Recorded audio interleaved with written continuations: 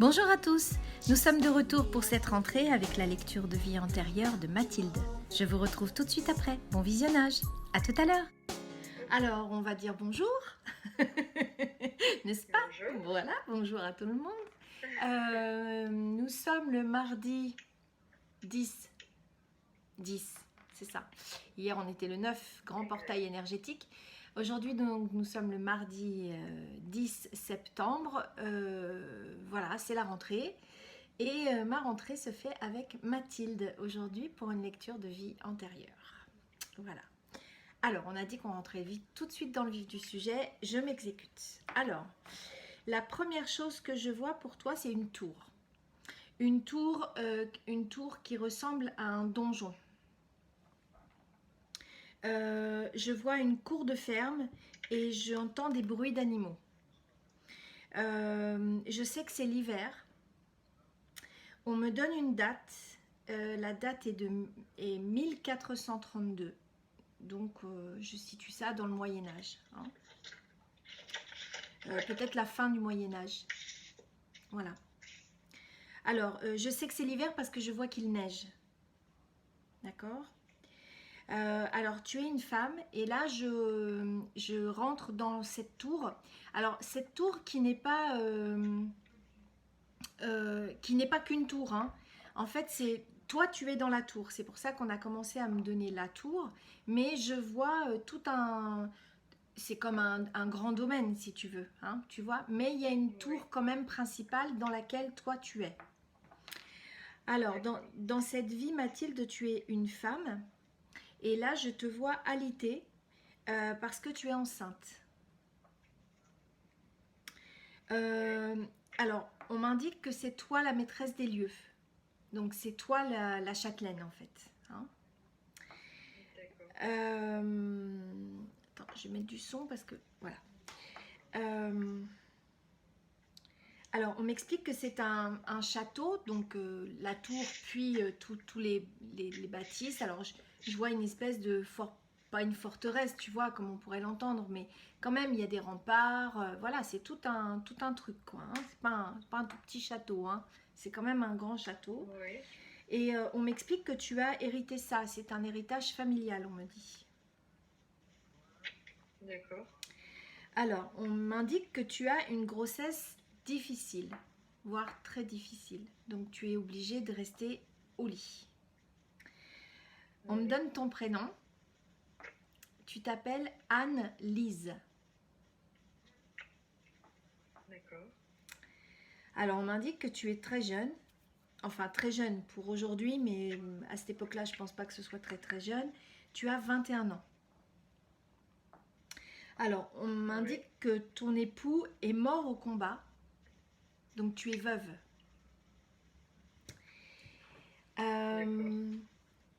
Alors là, on me situe où tu es. Tu es dans le nord de la France. Alors, on m'indique une frontière. Donc, je pense que c'est une frontière. À savoir si c'est exactement la même frontière qu'aujourd'hui, je ne crois pas. C'est la frontière de l'époque et je ne sais pas où elle se situe. Pour moi, elle se situe plus haut. Alors, je te le dis parce qu'on me le donne là, on me parle de Flandre. Je ne sais pas ce que c'est. Les Flandres. Voilà. Ouais, ok. D'accord, je sais pas. Ouais, si je vois. Tu vois, c'est toi? les Pays-Bas. Ah bah d'accord, bah c'est voilà. les Pays-Bas, les Flandres. D'accord, ok. Alors, on m'indique aussi que c'est une époque très trouble. Alors, on est en 1432. Voilà, il faudrait aller regarder peut-être ce qui s'y passait. Je te vois pas, donc... C'est la Renaissance. Oh, ben c'est... hein, on y arrive doucement, quoi. Hein. Oui, c'est ça, l'aube de la Renaissance. On m'indique que tu as peur. Enfin, t'as peur. Alors, t'as peur...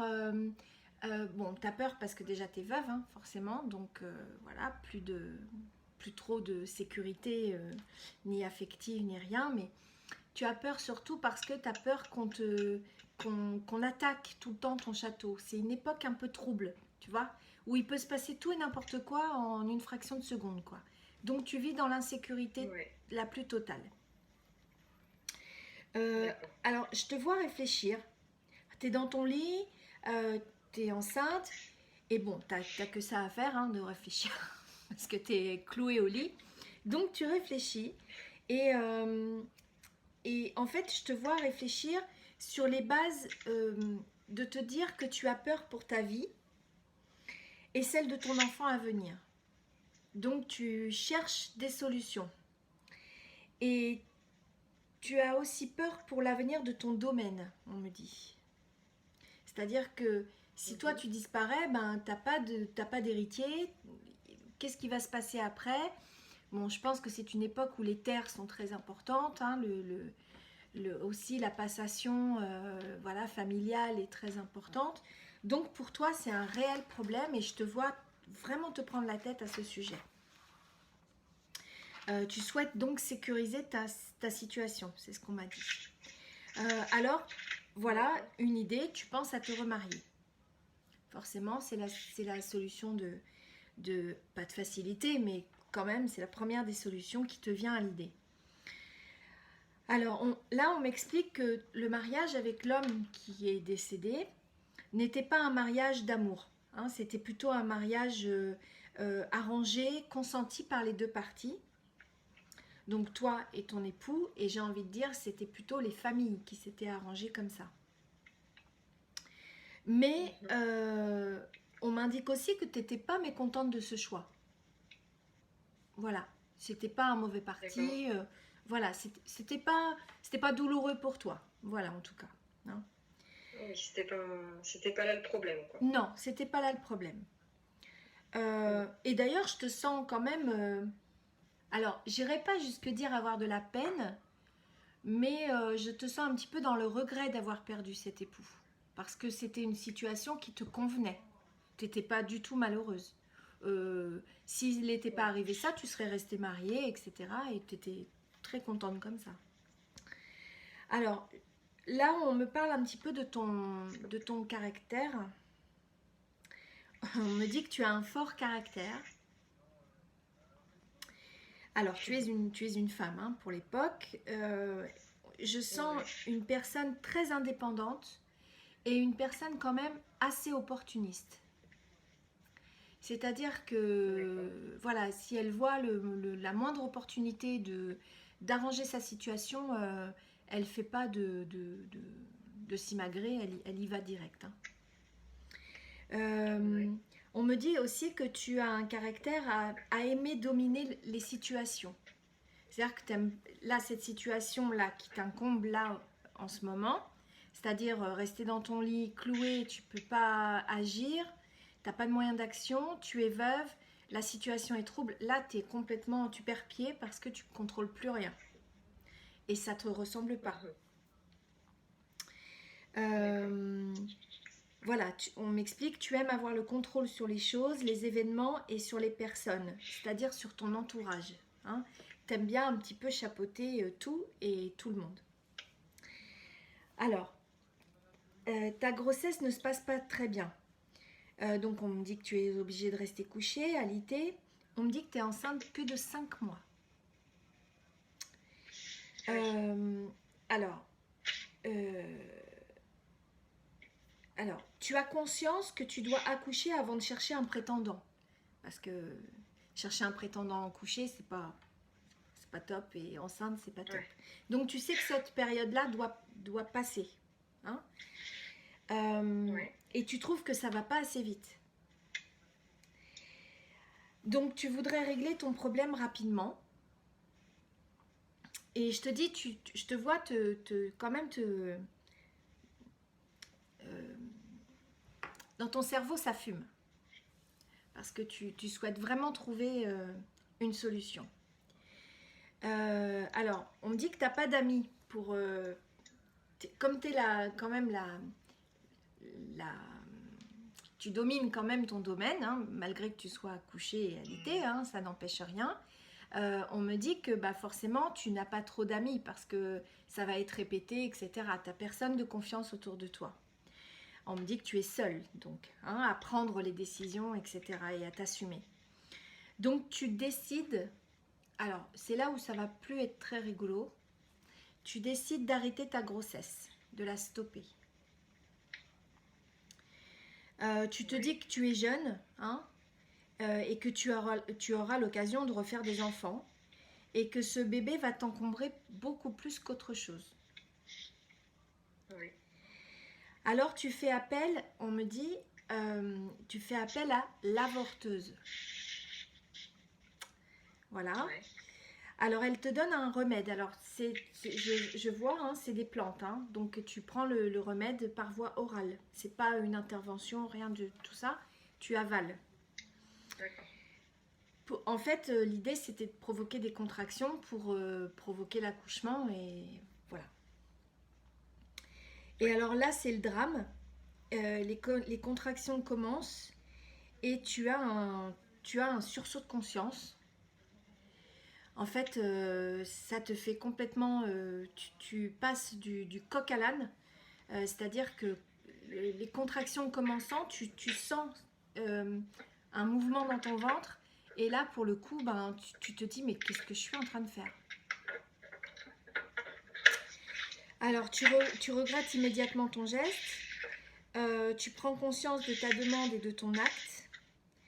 Et tu demandes donc à cette femme d'arrêter les contractions. Et ce qui n'est pas possible, forcément. Hein, il n'y a pas de retour en arrière. Oui. Et ça, tu n'en étais peut-être pas consciente à la base. Donc, tu dois aller au bout de ce que tu as entrepris, de ton action. Et en fait, l'enfant a du mal à venir. Il a vraiment du mal à venir, malgré toutes les contractions. En fait, on m'explique que l'enfant est faible parce qu'en fait, c'était pas prévu pour lui du tout de venir.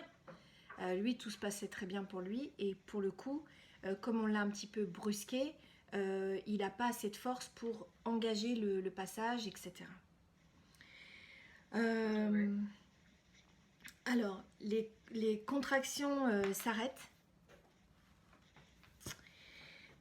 Et tu poursuis ta grossesse malgré tout. Donc tu arrives quand même à tes fins, c'est-à-dire que les contractions cessent. L'enfant est vivant. Mais alors toi, tu portes une culpabilité immense tout le long de la fin de ta grossesse. Ouais, une grande culpabilité. L'enfant naît, c'est une petite fille. Et forcément, elle est handicapée. Ouais. Elle a un retard mental, on me dit. En fait, c'est pas physique, ce sera plutôt mental. Et en fait, tu porteras cette culpabilité toute ta vie. Par contre, tu aimeras par-dessus tout cet enfant. Tu lui donneras tout l'amour du monde. Et en fait, il y aura... alors là, on m'a donné toute une liste avec des... Comment dire? Parce que c'est la fin. Hein, je ne vois pas la suite. Je n'ai pas vu la suite. D'accord. On m'indique une fragilité dans tes sentiments maternels. Je te le dis comme ça m'a été donné. Hein. On m'a fait faire une flèche avec une culpabilité inexpliquée.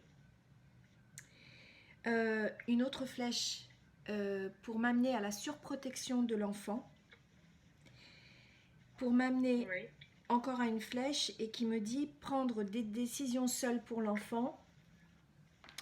Tout ça, ça lui appartient à cette femme, hein, je ne sais plus comment elle s'appelle, mais voilà, à cette femme, à Anne-Lise, voilà. Mais je pense que ça t'appartient aussi quelque part, peut-être un petit peu émoussé, effrité, mais on m'a fait noter réminiscence. Donc peut-être que dans tes comportements de maman, tu peux trouver des solutions à des comportements qui te semblent peut-être exagérés ou au contraire pas du tout d'à propos, etc. Il y a quelque chose à creuser là-dedans. D'accord. D'accord ? Donc je vais arrêter la vidéo parce que là on va peut-être rentrer dans l'intimité, tout ça, des choses plus personnelles, donc je vais arrêter. Et puis je te garde en ligne, d'accord ? On se retrouve très vite pour de nouvelles vidéos. En attendant, prenez soin de vous. À bientôt. Ciao, bye bye.